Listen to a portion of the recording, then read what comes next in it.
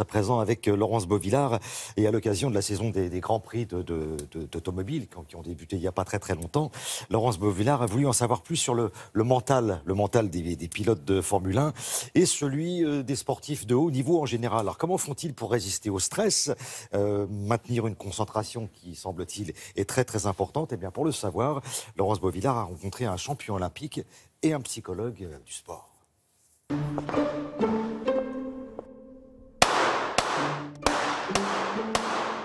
5 cartouches, 5 cibles en 4 secondes. Le jeu est simple mais demande une grande concentration et une gestion du stress.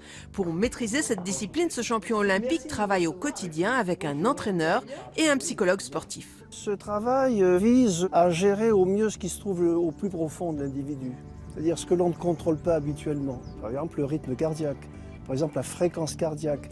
Tout cela afin d'amener le corps qui doit produire la performance au maximum d'apaisement tout en étant au maximum de sa tension. Et là est la grande difficulté. Par exemple, lorsqu'une épreuve dure 1 heure, ce qui est le cas du tir au pistolet, on ne peut pas rester 1 heure à son maximum de concentration. Donc il faut gérer au mieux le moment où on va être un pic de concentration et immédiatement après basculer sur un état différent, mais ne pas sortir totalement de sa concentration pour y rentrer automatiquement. Et ces mécanismes de on-off que l'on doit produire peut-être 60 fois pendant l'heure sont très difficiles à gérer. Sur la finale des Jeux, voilà, sans bouger avec l'enjeu, la pression, j'avais le cœur qui battait à 140 rythme minute. Donc, malgré voilà, que ce soit une discipline peu contraignante physiquement, il y a un gros travail psychologique et une grosse pression.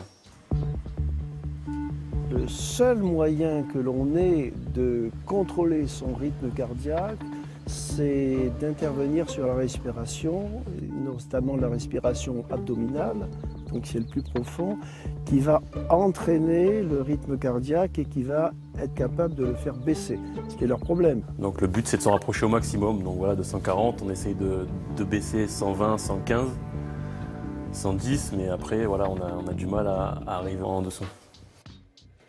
Alors, le stress, c'est de la pression qui n'est pas contrôlée. Tant que vous contrôlez la pression, vous en faites votre allié, et elle fait en sorte que votre psychisme soit au maximum. Les grands scores se font jamais en entraînement. Les grands scores se font en compétition. C'est bien la preuve qu'ils utilisent cette pression. Ah, pour un champion, la pression est toujours positive. Ils me disent, la pression c'est mon booster. Si je n'ai pas la pression, je ne peux pas performer. Impossible. De ces athlètes de haut niveau, nous pouvons apprendre à gérer des contraintes, à transformer du stress en pression. Mais la grande force de ces créateurs et de ces champions, eh bien, c'est de pouvoir gérer les difficultés. Car pour eux, l'échec, c'est une expérience, mais jamais une finalité. Merci beaucoup Laurence. Si vous voulez en savoir un petit peu plus, il y a cet ouvrage écrit par Hubert Ripoll, psychologue du sport, La résilience par le sport.